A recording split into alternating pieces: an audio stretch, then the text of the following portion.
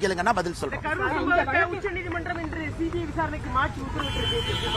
ஆனா நம்முடைய பத்திரிகை நண்பர்களுக்கு தெரியும், முதலாக இது சிபிஐக்கு செல்ல வேண்டும் என்ற கோரிக்கையை வைத்ததே நம்முடைய தமிழக பாரதிய ஜனதா கட்சி.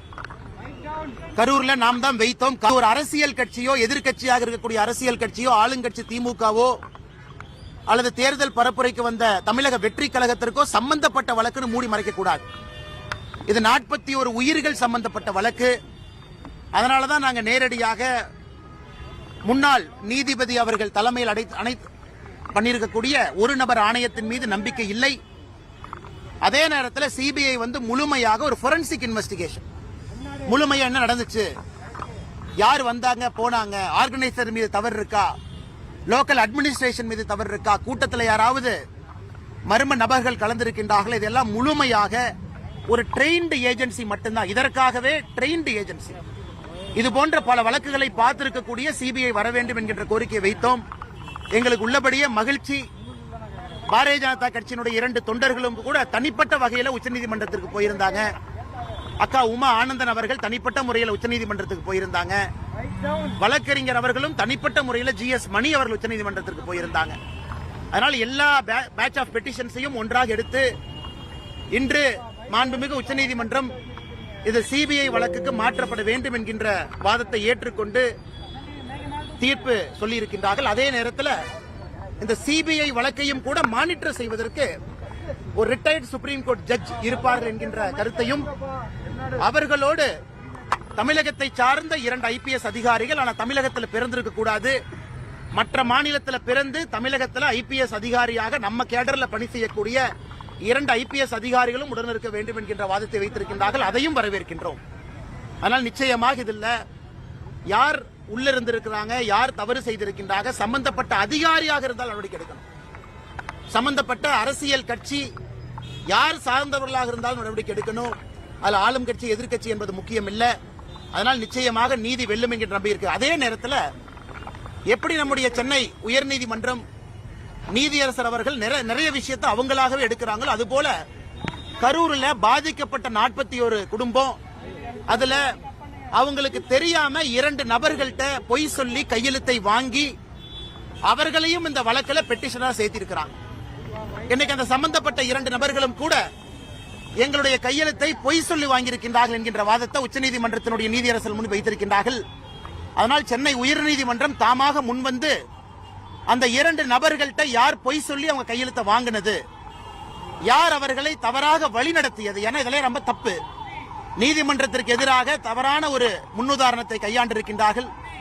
அதையும் கூட சென்னை உயர்நீதிமன்றத்தினுடைய நீதியரசர்கள் தாமாக முன்வந்து விசாரிக்க வேண்டும், அதிலே சம்பந்தப்பட்டவர்கள் மீது நடவடிக்கை எடுக்க வேண்டும் என்கின்ற கோரிக்கையும் நம்முடைய மாண்புமிகு நீதியரசர்கள் முன்பு நாங்கள் வைக்கின்றோம். ஆனா இதுல நம்முடைய நீதியரசர்களை பற்றி சாமானிய மனிதர்களாக எப்பொழுதும் நாங்கள் குறை சொல்ல போவதில்லை, நிறைகளும் சொல்ல போவதில்லை. அவர்களுடைய கடமையை செய்யறாங்க. ஏற்கனவே சொன்னது போல பயன்படுத்தியிருக்கக்கூடிய வார்த்தைகள் பற்றி நாங்கள் ஏற்கனவே சொல்லி இருந்தோம். ஆனால் இன்னைக்கு உச்சநீதிமன்றம் சொல்லியிருக்கிறாங்க, ஹைகோர்ட் ரெஜிஸ்ட்ரார்ட்ட கேட்டிருக்கிறாங்க கேள்வி. ஆனால் ஹைகோர்ட்டினுடைய ரெஜிஸ்ட்ரார் பதில் சொல்லுவாங்க, இது எங்களுக்கு சம்பந்தம் இல்லை, நாம் சாமானிய மனிதர்கள். இது உச்சநீதிமன்றம் உயர்நீதிமன்றத்தினுடைய ரெஜிஸ்ட்ரார்ட்ட கேள்வி கேட்கிறாங்க, எப்படி எடுத்தீங்க, அது சம்பந்தப்பட்ட பதில ரெஜிஸ்ட்ரார் கொடுக்கணும், அதன் முன்பு உச்சநீதிமன்றம் பதில் சொல்லணும், தீர்ப்பு சொல்லணும். அதனால் நாங்கள் இதை பற்றி பேசுவது சரியாக இருக்காது.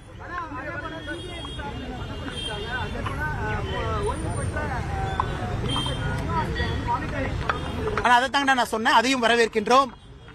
ஏன்னா இன்னைக்கு எல்லா தரப்பு கட்சிகளும் வைத்திருக்கக்கூடிய வாதங்களும் இந்த தீர்ப்புல வந்திருக்கு. தமிழக வெற்றி கழகத்தினுடைய வாதம், ஒரு சிட்டிங் சுப்ரீம் கோர்ட் ஜட்ஜ் அவங்க வரணும், தமிழக வெற்றி கழகத்தினுடைய வாதம். தமிழகத்திற்கு வந்த தேசிய ஜனநாயக கூட்டணியுடைய 8 MPக்கள் அவர்களுடைய வாதம், சிட்டிங் சுப்ரீம் கோர்ட் ஜட்ஜ் இதை மானிட்டர் பண்ணணும். தமிழக பாரதிய ஜனதா கட்சியினுடைய வாதம், சென்ட்ரல் பியூரோ ஆஃப் இன்வெஸ்டிகேஷன் இந்த வழக்கு எடுத்து நடத்தணும். ஆனால் இன்று வந்திருக்கக்கூடிய தீர்ப்பு என்பது யாரெல்லாம் பெட்டிஷன் ஃபைல் பண்ணியிருக்கிறாங்களோ எல்லோரையும் சமாதானப்படுத்தும் விதமாக, அதே நேரத்தில் பேலன்ஸ் ஆஃப் ஜஸ்டிஸ், அந்த நீதி தராசு தட்டு சமமாக இருப்பதற்காக உச்சநீதிமன்றம் முயற்சி எடுத்திருக்கிறாங்க. சிபிஐ விசாரணை செய்யும். அதற்கு மேல ஒரு மாண்புமிகு உச்சநீதிமன்ற நீதியரசர், முன்னாள் நீதியரசர் இருப்பாங்க. அவர்களோடு தமிழகத்தில் பிறக்காத ஆனா தமிழகத்தில் பணி செய்யக்கூடிய TN கேடர் 2 IPS அதிகாரிகள் இருப்பார்கள் என்கின்ற பல விஷயத்தை சொல்லியிருக்கிறாங்க. இது அனைத்தும் கூட பாராட்டுக்குரியது, வரவேற்புக்குரியது. அதனால் நிச்சயமாக சம்பந்தப்பட்ட நபர்கள் தண்டிக்கப்பட வேண்டும், நீதி வெல்ல வேண்டும். அண்ணா, இப்ப சீமானன் அவர்கள் சிபிஐ விசாரிப்பது மாநில தன்னாட்சிக்கு எதிராக இருக்கு. இப்ப சீமானன் ஏன் பதட்டப்படுறாருன்னு தெரியல. நம்முடைய மாண்புமிகு தமிழகத்தினுடைய முதலமைச்சர் ஐயா ஸ்டாலின் அவர்கள் எத்தனை முறை சிபிஐ வழக்கு கேட்டிருக்காரு, நான் பட்டியல் போடுற கேளுங்கண்ணா. குட்கா வழக்கு சிபிஐ கேட்டார், அப்ப எதிர்க்கட்சி தலைவராக இருந்த ஐயா ஸ்டாலின் அவர்கள். தூத்துக்குடி துப்பாக்கி சூட்டு சிபிஐ வழக்கு கேட்டாங்க, அன்னைக்கு எதிர்க்கட்சி தலைவராக இருந்த ஸ்டாலின் ஐயா. மௌலிவாக்கத்துல ஒரு பில்டிங் இடிஞ்சு கீழே விழுந்த பொழுது அப்போதும் சிபிஐ விசாரணை வேண்டும் என்று எதிர்க்கட்சி தலைவராக இருந்த ஐயா ஸ்டாலின் அவங்க கேட்டாங்க. ஹைவே டெண்டர்ல ஒரு ஊழல் நடந்திருப்பதாக எதிர்க்கட்சி தலைவராக இருந்த ஐயா ஸ்டாலின் அவர்கள் சிபிஐ விசாரணை கேட்டாங்க. இதெல்லாம் எதிர்க்கட்சி தலைவராக இருந்த பொழுது சிபிஐ விசாரணை வேண்டும் வேண்டும் வேண்டும் என்று தமிழகத்தில் ஐயா ஸ்டாலின் அவர்கள் கூறியது. அப்ப அண்ணன் சீமான் அவர்கள் ஏன் கருத்து சொல்லல? அப்ப தன்னாட்சிக்கு எதிராக இல்லையா? அதனால் நான் சீமான் அவர்களை எப்பொழுதுமே நான் சொல்லியிருக்கின்றேன், அரசியல் தலைவராக மதிக்கின்றேன். ஆனால் இந்த விஷயத்தை பொறுத்தவரை தமிழகத்தில் எஸ்ஐடி ஒரு பக்கம், முன்னாள் நீதியரசர் தலைமையில ஒரு நபர் ஆணையம் ஒரு பக்கம் இருக்கும் பொழுது மக்கள் நிறைய கேள்விகள் கேட்கிறாங்க. ஏன்னா சம்பந்தப்பட்ட டிவிக்கே கேள்விகள் கேட்கிறாங்க. பாரதிய ஜனதா கட்சியினுடைய 2 நபர்கள் தனிப்பட்ட முறையில் உச்சநீதிமன்றத்துக்கு அவங்களும் போயிருக்கிறாங்க. தமிழ்நாடு அரசும் தன்னுடைய வாதத்தை வைத்திருக்கின்றார்கள். எல்லாவற்றையும் சேர்த்து இன்னைக்கு CBI monitored by a retired Supreme Court judge assisted by 2 IPS officers not born in Tamil Nadu but belonging to Tamil Nadu cadre. இதைவிட சிறப்பாக உச்சநீதிமன்றம் எப்படி சொல்லி இருக்க முடியும்? அதனால் நிச்சயமாக சம்பந்தப்பட்ட நபர்கள் வரணும். எதிர்க்கட்சியாக இருக்கும் பொழுது திமுக சிபிஐ வேண்டும் என்று சொன்னவர்கள் ஆளும் கட்சியாக இருக்கும் போது ஏன் வேண்டாங்கிறாங்க? இதே 2023 ஆகஸ்ட் மாசத்துல தான், ஜூலை ஆகஸ்ட்ல தான் சிபிஐக்கு கொடுத்திருக்கக்கூடிய அதிகாரத்தை வித்ட்ரா பண்ணாங்க. ஏன் வித்ட்ரா பண்ணாங்க? இதற்கு முன்பு கலைஞர் கருணாநிதி அவர்கள் இருக்கும் பொழுது அதிகாரத்தை வித்ட்ரா பண்ணலையே. அப்பெல்லாம் ஜெனரல் கன்சென்ட் இருந்துச்சுல்ல. இவங்க 2023 தானே ஜெனரல் கன்சென்ட் வித்ட்ரா பண்ணாங்க. அதன் பிறகு இதே முதலமைச்சர் அவர்கள் Ajith Kumar murder case CBI கொடுக்கலையா? கொடுத்தார். ஏன்? யாரோ 2 போலீஸ்காரங்க தானே மாற்றாங்க, நமக்கு என்னன்னு கொடுத்தார். இதே முதலமைச்சர் அவர்கள் சிபிஐக்கு ஜெனரல் கன்சென்ட் வித்ட்ரா பண்ண பிறகு அஜித் குமாரனுடைய வழக்க சிபிஐ கொடுத்தாங்க. இப்ப இதுக்கு மாத்தி பேசுறாங்க. அப்ப அஜித் குமாருக்கு ஒரு நியாயம், கரூர்ல இருக்கக்கூடிய 41 குடும்பத்திற்கு ஒரு நியாயமா? எங்களை பொறுத்தவரை அஜித் குமார் சகோதரருக்கும் நியாயம் கிடைக்கணும், கரூர்ல பாதிக்கப்பட்ட 41 குடும்பத்துக்கும் நியாயம் கிடைக்கணும்.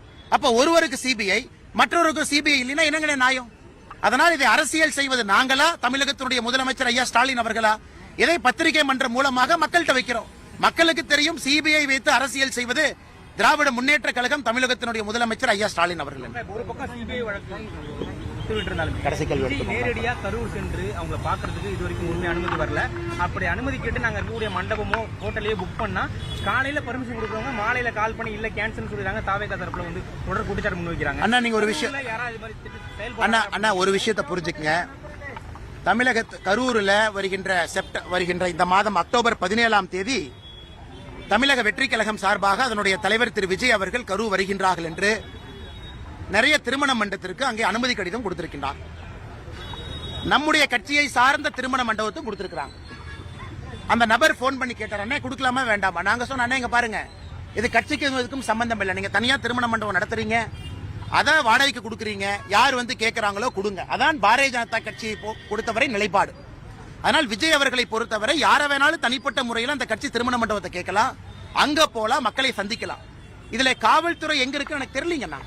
காவல்துறை எங்க வந்துச்சுன்னு எனக்கு புரியல. எதற்காக அவங்க அனுமதி கேட்கறாங்கன்னு எனக்கு தெரியல. விஜய் அவர்கள் போகும்போது காவல்துறை கூட்டம் கூடும் ஆன்டிசிபேட் பண்ணா செக்யூரிட்டி கொடுப்பது காவல்துறையினுடைய கடமை. விஜய் அவர்கள் போவது அவருடைய உரிமை. இதுல எனக்கு ரெண்டுமே புரியல. எதற்காக அனுமதி கேட்கறாங்கன்னு எனக்கு புரியல. காவல்துறை அவர்கள் எதற்காக இன்னைக்கு கொடுக்கறோம் நாளை கொடுக்கறாங்கன்னு சொல்றாங்கன்னு தெரியல. அதனால் நேரடியாக கரூர் சென்று பார்க்க வேண்டும் என்று நினைத்தால் பார்க்கட்டும். இதுல நாங்க எப்படி கருத்து சொல்றதுங்கண்ணா? நான் ஆங்கிலத்துக்கு பேசலாமாங்கண்ணா? ஐயா, நான் எதுக்கு நான் சொல்லிட்டு இருந்தேன்னா, கூட்டத்தில் வந்து அன்னைக்கு ஒருத்தர் மைக் கொஞ்சம்